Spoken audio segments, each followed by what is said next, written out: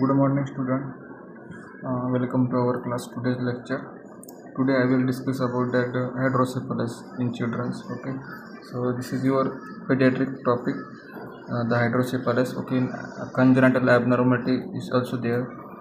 Chromosomal abnormality is also present in the hydrocephalus. So you will see the face of or head of the baby, enlargement of head of the baby. That is called of the hydrocephalus. So it is a term of hydrocephalus that derived from that.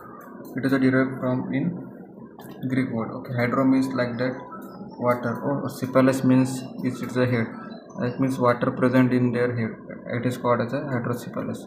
Hydrocephalus resulting from an imbalance between production and absorption of CSF. Okay, it is an imbalance between like that your fluid CSF fluid and it is a CSF fluid absorption. Okay, it is a deformity. It is also there, but it is imbalance between the fluid and CSF fluid and absorption. Okay, it is called as a hydrocephalus. Okay, so the balance between production and absorption of CSF, it is critically important. So when the production is more than absorption, CSF accumulates within the ventricular system, producing the dilation of the space in the brain. It is called as ventricle. Okay, ventricle also means production the dilation of production and dilation space cover in the CSF fluid. Okay, so CSF fluid is enter in your ventricles. Okay, and the dilate your brain. Okay, it is called as ventricles. Okay, so ventricular system, it is made up of ventricles connected by the narrow pathways. Okay, so after that the normally CSF flow through the ventricles exist into the cistern closed spaces that serves as a reservoir. Okay, at the base of the brain bathes the surface of the brain and spinal cord, and then the absorption into the bloodstream. Okay, so it is a process of CSF flow in your body. Okay. Then the dilated space of the reservoir. Okay, so brain is the surface membrane for the spinal cord, and then the absorb into your body blood stream. Okay, so you see the diagram of this brain, human brain or child brain. Okay, so first one, the lateral verticals is there. Then after that, coracoid plexus, subarachnoid space is there present. Then arachnoid villi and sagittal sinus. Okay, third ventricle, adipate of sulcus. Okay, fourth ventricle and your spinal nerve. Okay, so white outline show it is cerebral tonsils existing through the foramen magnum. And this is to see the normal cerebellum. Okay, after that the condition is formed. Okay, the intraventricular foramen or intra CSF production fluid is also increasing in your body. That is called as hydrocephalus. So ideally the fluid is almost completely absorbed into the bloodstream as it is circulates. However, there are the circumstances which when the present will prevent all disturbance to the production or absorption of CSF, or which will be inhibit the normal flow. When this is the balance disturbance, hydrocephalus it is resulting from. Okay, so that time the fluid is not properly absorbed. Okay, the production of CSF fluid is increased. Okay, so that time what happen, त्यावेळेला काय होणार की जे fluid आहे. Okay, जे fluid increase होणार. Okay, पण absorption power decrease होणार. त्यामुळं काय होणार, फ्लूड जे आहे ते आपलं ब्रेनमध्ये त्याचे व्हॉल्यूम इन्क्रीज होणार. ओके, सो त्यालाच आपण बोलू शकतो हायड्रोसेफालस आपण त्यामध्ये दिसून येणार. ओके, हा एक आहे इनबॅलन्स फ्लूड प्रोडक्शन असेल. ओके, त्यानंतर इनबॅलन्स होणार त्यामध्ये कशामध्ये, प्रोडक्शन आणि फ्लूड ॲब्झॉर्प्शन, त्यालाच आपण हायड्रोसेफालस असं बोलतो. So flow of CSF lateral ventricles foramen of monro third ventricles. Okay, त्यानंतर आहे ॲड्युकेट ऑफ सल्वायस. आपण ते इमेजमध्ये बघितलं होतं लास्ट इमेजमध्ये. त्या ठिकाणी तुम्ही पॉज करून बघू शकता. त्यानंतर आहे फोर्थ व्हेंट्रिकल्स पण जाणार. त्यानंतर जाणार foramen of Magendie and Luschka. Okay, त्यानंतर जाणार सब ॲरेक्नॉड स्पेसमध्ये जाणार. Okay, over brain and spinal cord. After that कुठे जाणार, तो रिॲब्झॉर्प्शन होणार into the venous sinus blood via arachnoid granulations. Okay, हा नॉर्मल फ्लो आहे CSFचा. ओके, यामध्ये जर का हा प्रोडक्शन होणार. ओके, फ्लो या प्रोडक्शन होणार, बट द ॲब्झॉर्ब पॉवर जी आहे ओके त्या स्पेसची ती काय होणार, इम्बॅलन्स होणार. ओके, फ्लो तर प्रॉपरली होणार, पण जे ॲब्झॉर्ब करण्याचं रिॲब्झॉर्ब करण्याची जी कॅपॅसिटी आहे ब्रेनची ती रिॲब्झॉर्ब करणार नाही प्रॉपरली. ओके, म्हणून काय होणार, आपण म्हणजे हायड्रोसेफालस आपल्याला या ठिकाणी दिसणार. ओके, इन्सिडेन्स किती होणार या ठिकाणी, 3 to 4 cases in every 1000 birth. Okay, 1000 बर्नमध्ये 3 to 4 केसेस प्रेझेंट असतात. इन्सिडेंट्स आपण याला बोलू शकतो. Hydrocephalus may be communicating, okay, non communicating like that obstructive. Non communicating म्हणजे काय, ऑब्स्ट्रक्शन त्या ठिकाणी झालेलं. ओके, आता कम्युनिकेटिंग हायड्रोसेफलस म्हणजे काय, there is a no blockage between the ventricle system, the basal systems, okay, at the spinal subarachnoid space, failure in the reabsorption system, unknown cases. Okay, त्यानंतर आहे की excessive production of CSF like म्हणजे तुमचं tumour, unknown cause. Okay, या ठिकाणी काय होणार, communicating म्हणजे काय, डिस्टर्बन्स नसणार. ओके, ब्लॉकेज सिस्टम नसणार या ठिकाणी. ओके, कोणाकोणामध्ये ब्लॉकेज नसणार, ventricular system, basal system, okay, spinal subarachnoid स्पेसमध्ये जी ब्लॉकेज आहे ती अब्सेंट असणार. ओके, नो ब्लॉकेज असणार. त्या ठिकाणी काय होणार, फेल्युअर इन द ॲब्झॉर्प्शन. म्हणजे या ठिकाणी बोलतो ज्या ठिकाणी ॲब्झॉर्प्शन फेल होतात. ओके, त्यालाच आपण हायड्रोसेफलस असं बोलतो. तर त्याला अननोन कॉज असं बोलतो आपण. एक्सेसिव्ह प्रोडक्शन ऑफ CSF म्हणजेच की ट्युमर असेल, कंजायटल ट्युमर असेल, की एखादा ट्युमर प्रेझेंट असेल, किंवा अननोन केस. आतापर्यंत आपल्याला कळालं नाही की हायड्रोसेफलस काय होतं, कॉज अननोन आहे तिचा. त्यानंतर आहे ऑब्स्ट्रक्टिव्ह और non communicating hydrocephalus. The block is at any level in the ventricle system.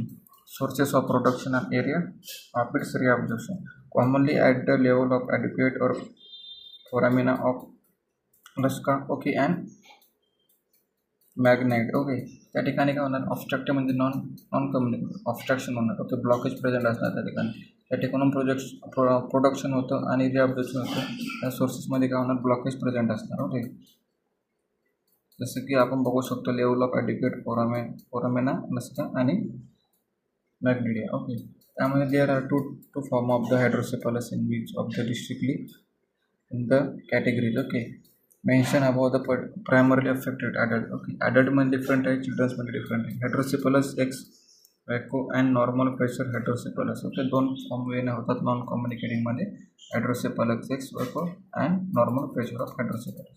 आता हायड्रोसेफलस एक्स वॅक्यू म्हणजे काय, hydrocephalus ex vacuo means occurs Wien there is damage in to the brain cause by stroke, traumatic injury. In this cases there may be actual shrinkage, atrophy, wasting. Okay, और त्यानंतर brain tissue in cerebral atrophy, ventricles are the dilatation but pressure is not raise. Okay, ह्या ठिकाणी काय होणार हायड्रोसेफलस x वॅक्यूमध्ये जो पण आपला brain damage होणार. ओके, ब्रेन डॅमेज कशामुळे होऊ शकतो, आपल्याला स्ट्रोक असेल, ओके, स्ट्रोक अटॅक आला असेल, किंवा ट्रॉमॅटिक एखादी ब्रेन इंजुरी झालेली असणार. ओके, त्या ठिकाणी काय होणार, अट्रॉफी म्हणजे काय होणार, की बबल्स फॉर्म, किंवा जी आर्टरी आपली, ओके, जी वेंट्रिकल्स त्यामध्ये बबल्स स्टार्ट होणार. ओके, किंवा त्या ठिकाणी स्वेलिंग होणार. ओके, त्यामुळे काय होणार, जी ब्रेन टिश्यू ते डेड होणार. ब्रेन टिश्यू डेड झाल्यामुळे काय होणार, की रिअब्झॉर्प्शन पॉवर कमी होणार. म्हणून त्याला आपण हायड्रोसेफलस एक्स वॅक्यू असं बोलू शकतो. ओके, नॉर्मल प्रेशर हायड्रोसेफलसमध्ये काय होणार, की pressure of hydrocephalus commonly occurs in the elderly and it is characterize by memory loss. Okay, dementia, gait disorder और urinary incontinence. Okay, and general slowing of activity. Normal pressure हायड्रोसेफलसमध्ये जे की decrease power of CSF fluid आपण त्याला बोलू शकतो. ते कोणामध्ये बघायला भेटणार आपल्याला, जसं की elderly person means old age person असेल, किंवा त्यांच्यामध्ये असे सिम्टम्स बघायला भेटणार जसं की त्यांची मेमरी लॉस होणार. ओके, त्यांना डिमेन्शिया, लॉस ऑफ जे पण कॉन्शियसनेस होतं ते, गेट डिसऑर्डरमध्ये जे पण आपण वॉक करतो नॉर्मल वेना, त्यांचा इरेग्युलर वॉक असणार. ओके, त्यानंतर प्रॉपरली वॉक करणार नाही ते, अटॅझिक वॉकसुद्धा करू शकतात. त्यानंतर आहे युरिनरी इनकॉन्टिनन्स, प्रॉपरली युरिनरी इनकॉन्टिनन्स त्यांच्यामध्ये असणार. त्यानंतर जनरल स्लोविंग ॲक्टिव्हिटी, त्यांची जी ॲक्टिव्हिटी आपण बघतो ओल्ड एज पर्सनमध्ये, किंवा जे पण डिमेन्शिया पेशंट असेल त्यांच्यामध्ये, ती त्यांची ॲक्टिव्हिटी स्लो असणार. ओके, जे पण ते वर्क करणार ते स्लो वर्क करणार. ओके, त्याला आपण काय बोलतो, नॉर्मल प्रेशर हायड्रोसेफलस. ओके, त्यानंतर आहे कॉज, मेन रिझन काय आहे त्याचं, कॉजेस काय होऊ शकतो, हायड्रोसेफलस कॅन बी कंजेनिटल किंवा ॲक्वायर्ड. ओके, हा एक डिफॉर्मिटी पण आहे, आणि ॲक्वायर्ड म्हणजे नंतरसुद्धा होऊ शकतो. ओके, हा बाय बर्थसुद्धा होऊ शकतो आणि ॲक्वायर्डसुद्धा होऊ शकतो. कंजेनिटल हायड्रोसेफलस आपण या ठिकाणी त्याचे कॉज बघू. इंट्रायुटेरन इन्फेक्शन जसे की रुबेला असेल, ओके, सायटोमेगालो व्हायरस असेल, ओके, टॉक्झोप्लाझम असेल. ओके, टॉर्च सिंड्रोम आपण याला असं बोलतो.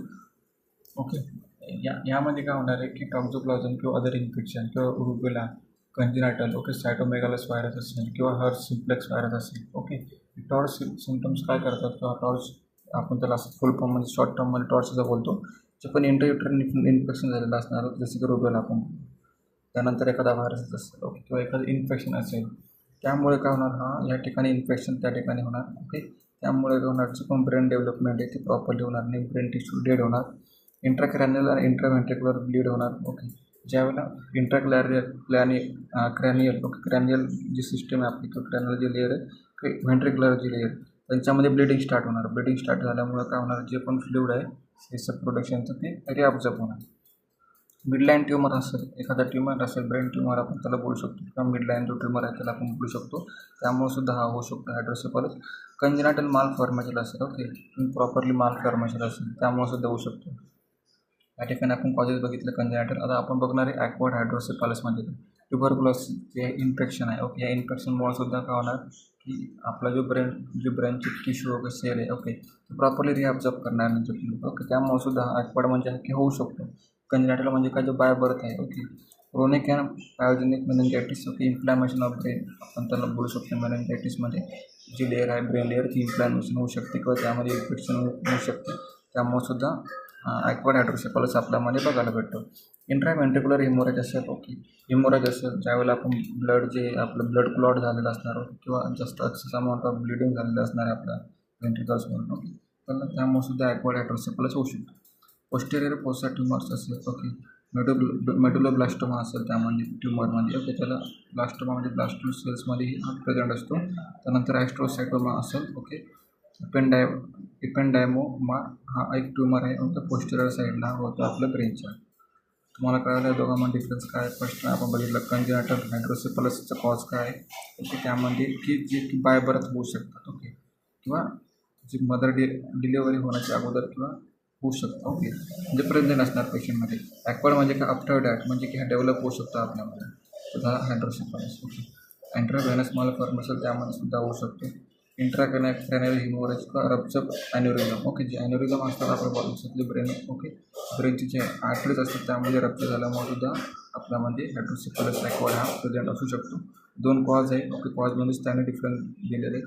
त्यानंतर आपण बघणार पॅथोफिजिओलॉजी काय, इन्क्रीज व्हेंट्रिक्युलर प्रेशर वाढणार, त्यामुळे काय होणार, cerebral cortex cranial bone specially काय होणार, फ्रंटल पॅराटल आणि टेम्पोरल एरियामध्ये इन्क्रीज होणार प्रेशर, ओके, सीएसएफ प्रोडक्शनचं.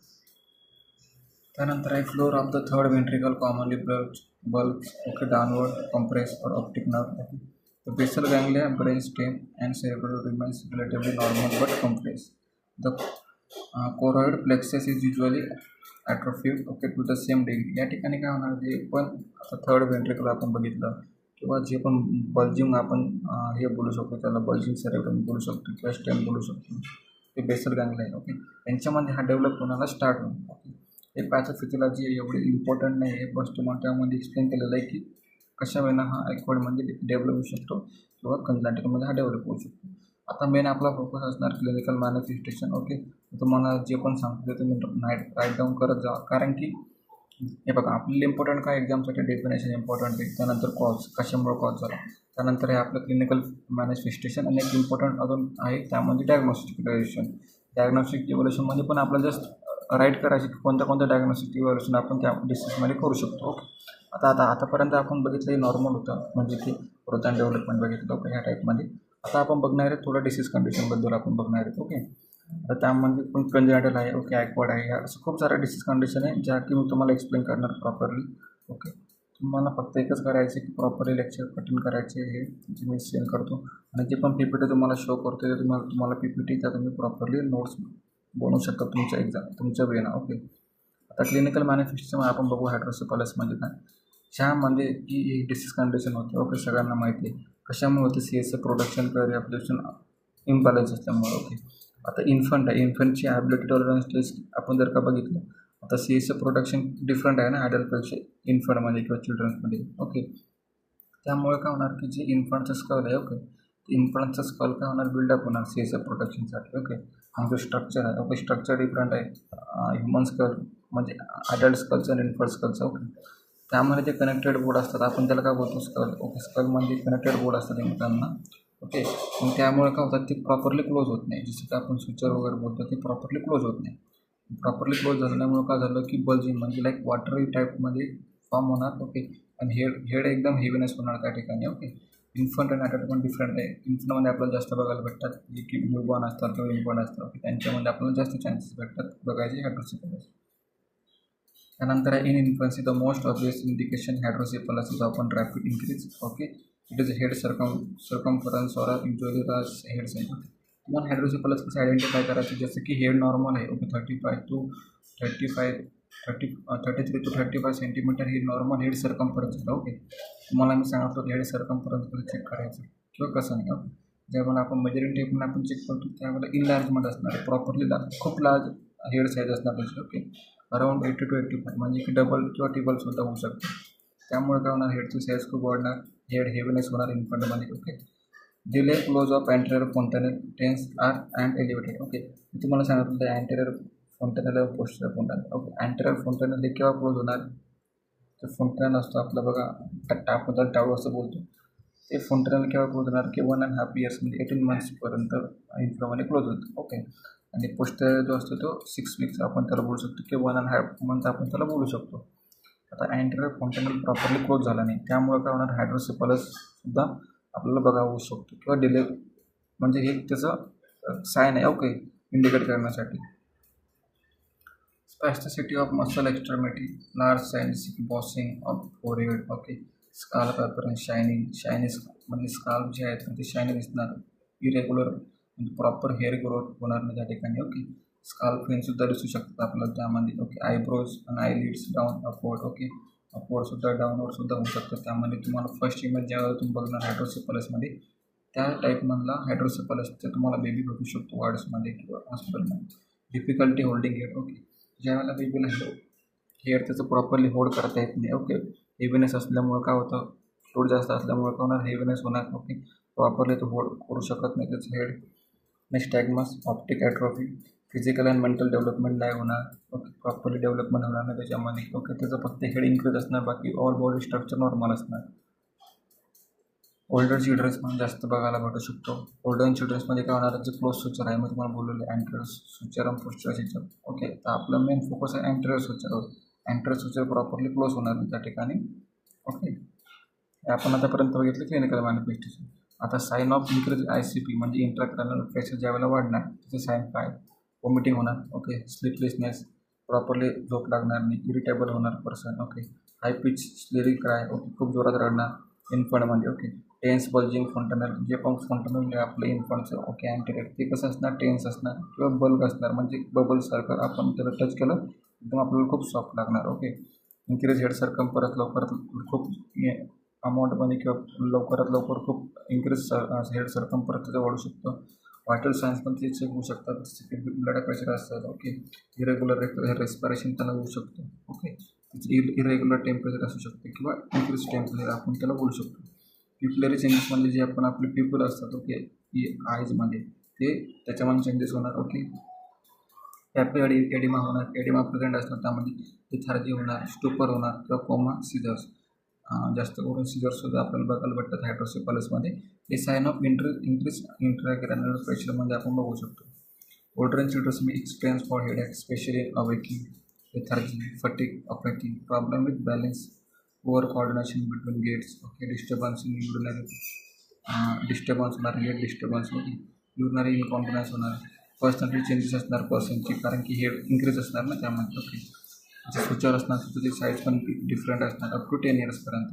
व्हिज्युअल चेंजेससुद्धा आपल्याला त्यामध्ये दिसू शकतात, जसं की डबल व्हिज्युअल चेंजेस, म्हणजे की 1% डबल दिसतं आपल्याला ब्लर व्हिजन. ओके, त्यानंतर जसे आईज जे असतात ते अप डाऊन साईडला असतात, आपण त्याला सनसेटिंग बोलतो. की सनसेट म्हणजे कसं, ज्यावेळेला मावळतो त्याला आपण काय बोलतो, सनसेट. सेम त्यामध्ये जे आईज असतात ते लोअर रिजनला आपल्याला बघायला भेटतात आईजच्या. ओके, आता डायग्नोस्टिक इव्हॅल्युएशनमध्ये आपण काय करणार, फिजिकल एक्झामिनेशन आपण त्यामध्ये करणार. ओके, फिजिकल एक्झामिनेशनमध्ये पण आपल्याला सायन्स चेक करायचं आहे, हेड ऑफ सरकमफरन्स आहे का properly. Okay, head of circumference किती इन्क्रीज झालं, त्यानंतर कर्नेस सायन्स झाला. ओके, ज्या की सायन्स आपल्याला त्यामध्ये चेक करायचं आहे. ऑप्थल्मोस्कोपी असणार आहे. ओके, ऑप्थल चेक करायचं आहे आपल्याला, सिटी स्कॅन करायचं आहे. ओके, स्कलचा एक्सरे चेक करायचा आहे, किती बल्जिंग आहे. ओके, वॉटर क्रिटिकल आहे. एंटिग्रोग्राफी रेअरली आपण करतो, त्यामध्ये जास्त करत नाही. मेन इम्पॉर्टंट आपल्या यामध्ये ऑप्थल्मोस्कोपी, सिटी स्कॅन आणि स्कल एक्सरे आपण या ठिकाणी बघतो. आणि इम्पॉर्टंट आहे तेच आपलं फिजिकल एक्झामिनेशन. आता ट्रीटमेंटमध्ये आपण बघणार सर्जिकल ट्रीटमेंटमध्ये काय, स्टेंट आपण सुद्धा टाकू शकतो त्यामध्ये.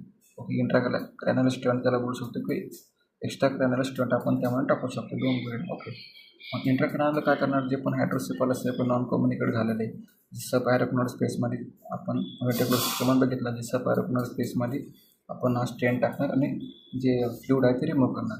एक्स्ट्रा क्रॅन्युलर सुद्धा जे व्हेंट्रिक्युलर सिस्टम जी आहे आपली, एक्स्ट्रा क्रॅन्युलर कंपार्टमेंटमध्ये आपण काय करणार, राईट ॲट्रममध्ये स्टेन टाकणार आणि रिमूव्ह करणार. ओके, झालं आपलं सर्जिकल ट्रीटमेंट.